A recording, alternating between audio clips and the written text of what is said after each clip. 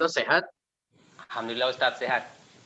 Teman-teman semua yang ada di Zoom juga sehat. Semoga yang panitia, para relawan juga tetap sehat, stamina kuat, dan mudah-mudahan kita bisa mendapatkan pikir sekaligus zikir, mendapatkan pemahaman rasional dan peningkatan spiritual sekaligus. Nah, tema kali ini berjudul Agama dan Teks Suci.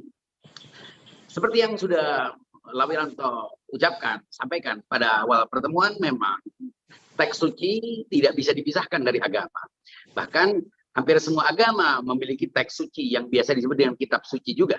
Tapi kita menyebut teks suci agar mencakup Al-Quran dan hadis. Nah, karena itu kita mau tidak mau harus menggunakan istilah teks suci. Pertama, mengapa kita menggunakan istilah teks suci? Karena kita kalau hadis boleh jadi itu disebut hadis, tapi secara rasional tidak bisa disebut hadis. Misalnya, makanya kita lebih aman menggunakan kata teks suci. Dalam umat Islam, ketika kita bilang agama, tentunya semua agama. Tapi dalam konteks ini kita ingin berbicara tentang Islam, karena itu yang menjadi sorotan kita kali ini. Meskipun partisipan dari kajian ini bisa dari berbagai macam kelompok, agama, keyakinan, apapun. Karena memang tidak membatasi berdasarkan keyakinan atau agama. Tapi izinkan saya berbicara tentang agama ini dalam konteks Islam. Dan Islam yang dihubungkan dengan teks suci, yaitu Al-Quran dan Sunnah. Kita sering mendengarkan ceramah-ceramah. Mari kita kembali kepada Al-Quran dan Sunnah. Ya, Wiranto sering mendengar itu kan? Ya Ustaz, sering sekali. Kita semuanya selalu sering mendengar kalimat, mari kita kembali kepada Al-Quran dan Sunnah. Dan ketika orang ingin berargumentasi, dia katakan ini sesuai dengan Al-Quran dan Sunnah. Ini hadisnya, ini ayatnya, ini kitabnya, ini rujukan-rujukan yang semuanya kembali kepada riwayat-riwayat yang diklaim sebagai hadis Nabi. Nah, atas dasar itu kemudian setiap orang berebut. Semua orang bersaing, semua orang merasa sudah mendapatkan kebenaran sesuai dengan apa yang dia pahami tentang Al-Quran dan hadis. Dan Al-Quran juga disebutkan, apabila kalian berselisih, maka kalian harus kembali kepada Al-Quran, kembali kepada Allah, itu arti Al-Quran, kembali kepada hadis, kembali kepada Rasulnya, itu artinya hadis. Mengapa? Karena kita tidak berhubungan dengan Allah. Kita tidak bisa langsung konsultasi dengan Allah. Kita juga tidak bisa langsung kembali kepada Nabi karena kita sudah berjarak waktu dengan Nabi. Nah, persoalannya ketika kita berselisih, kita disuruh kembali kepada Al-Quran, disuruh kembali kepada sunnah Nabi, justru karena kita ingin, karena justru masing-masing orang, setiap kelompok, setiap individu merasa sudah kembali kepada Al-Quran dan Sunnah, justru muncul perselisihan. Artinya perselisihan yang menjadi dasar, kembali kepada Al-Quran dan Sunnah sebagai cara untuk menyelesaikan perselisihan, justru melahirkan perselisihan yang lebih besar. Terjadi konflik, terjadi pembunuhan, terjadi kezaliman yang merata justru atas nama Al-Quran dan Sunnah. Orang mengklaim dirinya sudah memahami Al-Quran dan Sunnah. Nah, bagaimana Al-Quran, Sunnah, atau teks suci ini bisa dipahami bukan sebagai biang perpecahan, bukan justru menjadi alat untuk menindas. Bagaimana? Sementara yang kita lihat, masyarakat sekarang masing-masing mengklaim dirinya kembali kepada Al-Quran dan Sunnah. Atas dasar itu muncullah berbagai macam madhab-madhab, kelompok-kelompok, aliran-aliran, pemikiran-pemikiran, bahkan dalam tahap individu-individu juga semuanya merujuk kepada Al-Quran dan Sunnah. Padahal justru Al-Quran dan Sunnah diharapkan menjadi juri, menjadi pemutus dari berbagai macam perselisihan yang ada. Lalu bagaimana agar Al-Quran menjadi juri yang memutuskan? Kalau dalam negara ada Mahkamah Konstitusi, di situ kita bersengketa tentang pasal, lalu orang melakukan judicial review dan kemudian diputuskan mana hukum undang-undang yang memang sesuai. Begitu juga di Mahkamah Agung, semuanya menjadi pengadil, semuanya menjadi juri. Tapi ketika dalam konteks agama, dan agama mengatakan kita harus kembali kepada Al-Quran dan Sunnah, sebagian riwayat juga mengatakan bahwa Nabi meninggalkan kepada kita Al-Quran dan Sunnah, kitab Allah wa sunnati. Kita harus kembali kepada kitab Allah dan sunnah Nabi. Persoalannya, Al-Quran itu wahyu. Al-Quran diturunkan oleh Allah Subhanahu wa Ta'ala berupa wahyu, ilmunya yang suci, ilmunya yang sakral kepada Nabi sebagai makhluk yang suci. Nah, kita yang tidak suci, bagaimana kita bisa melihat itu? Apakah pemahaman kita, persepsi kita, penafsiran kita terhadap apa yang disampaikan oleh Allah dalam Al-Quran atau disampaikan Nabi dalam hadis sama dengan apa yang dikehendaki oleh Nabi dan Allah. Dan karena hukum persepsi itu berdasarkan pemahaman seseorang, dan pemahaman itu dipengaruhi oleh kondisi, oleh kapasitas, oleh kemampuan, oleh faktor-faktor yang mempengaruhi setiap orang, muncul aneka penafsiran. Baik penafsiran yang sudah dibukukan oleh orang-orang yang mengaku sebagai mufassir, maupun oleh orang-orang yang sekilas hanya melihat Quran terjemahan atau mendengar ucapan seseorang, dia menyampaikan dalam berbagai macam forum-forum. Inilah yang membuat kita kebingungan. Bagaimana Al-Quran itu bisa memberikan sebuah pemahaman yang sama kepada setiap orang agar berlaku sebagai sebuah sistem, agar menjadi hukum, agar menjadi aturan yang berlaku. Nah, ketika setiap individu memiliki pemahaman yang berbeda-beda, persis sebagaimana setiap warga negara memiliki pemahaman yang berbeda-beda terhadap pasal-pasal undang-undang, akhirnya justru setiap orang bisa berkelit, bisa menjustifikasi pemahaman yang berbeda terhadap undang-undang, dan dia melakukan pelanggaran dianggap pelanggaran oleh pihak lain yang memiliki penafsiran lain. Nah, Al-Quran begitu. Hadis pun begitu. Bagaimana kita bisa melihat Al-Quran ini sebagai sebuah kitab induk yang dengan itu semua orang bisa kembali kepada satu pemahaman yang sama? Rasanya tidak mungkin. Mengapa? Karena relatif.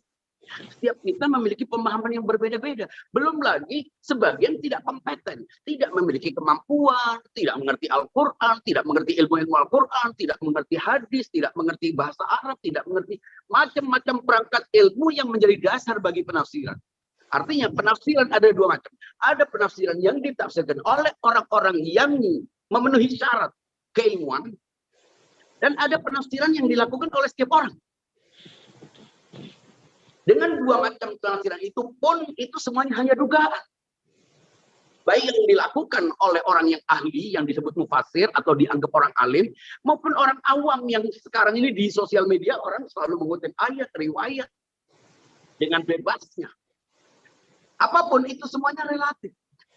Dan karena relatif, dia tidak bisa menyamai kedudukan wahyu mutlak yang ada pada Allah yang diturunkan kepada Nabi. Kita mungkin mayoritas kita sepakat bahwa kita semua sepakat bahwa wahyu Allah itu mutlak kebenarannya. Dan kita yakin juga bahwa Nabi itu suci. Sehingga apa yang disampaikannya itu wahyu. Apa yang diucapkan oleh Nabi adalah wahyu. Sikapnya semuanya adalah hukum. Nah, kita tidak berurusan dengan Nabi. Nabi terpisah dengan kita. Nabi sudah wafat. Kita hidup di era begini. Ketika kita hendak memahami agama sebagai sesuatu yang satu, mestinya memiliki pemahaman yang sama, minimal tentang prinsip-prinsipnya. Faktanya, setiap orang memiliki pemahaman yang berbeda-beda. Hampir tidak ada orang yang memiliki pemahaman yang sama. Apalagi itu didasarkan pada persepsinya. Nah, karena persepsi itulah setiap orang seakan-akan memiliki agamanya sendiri-sendiri. Nama Islamnya satu, tapi yang memahaminya banyak. Islam itu sebanyak penganutnya. Nah, ketika Islam sebanyak penganutnya, bagaimana dia bisa menjadi aturan yang berlaku umum terhadap setiap orang? Bagaimana? Apa ukurannya? Ketika semuanya hanya penafsiran. Dan ketika orang mengatakan bahwa menafsirkan adalah hak setiap orang untuk berdialektika, untuk berpikir, untuk kreatif secara intelektual, itu artinya agama akan selalu menjadi bahan perbincangan, bahan polemik, bahan perdebatan. Tapi tidak mungkin menjadi sebuah sistem, sebuah aturan yang berlaku secara umum. Faktanya begitu. Nah, ini persoalan. Ini persoalan.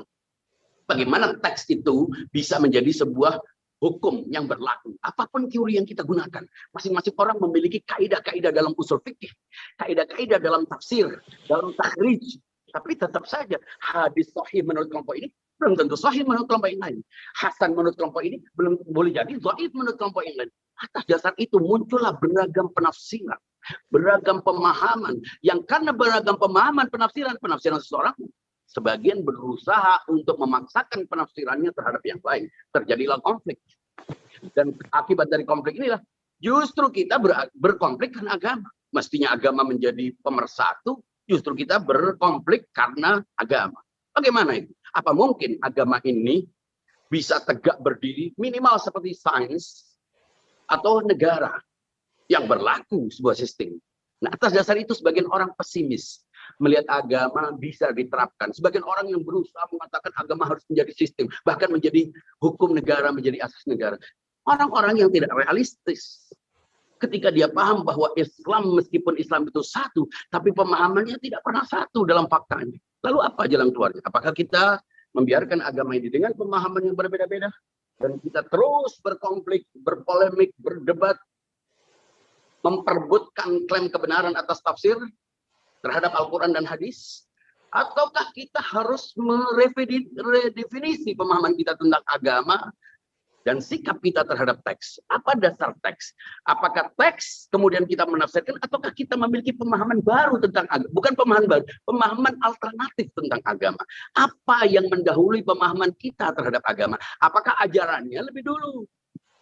Ataukah konsepsi kita tentang agama yang perlu dibenahi? Sehingga kita bisa menyikapinya.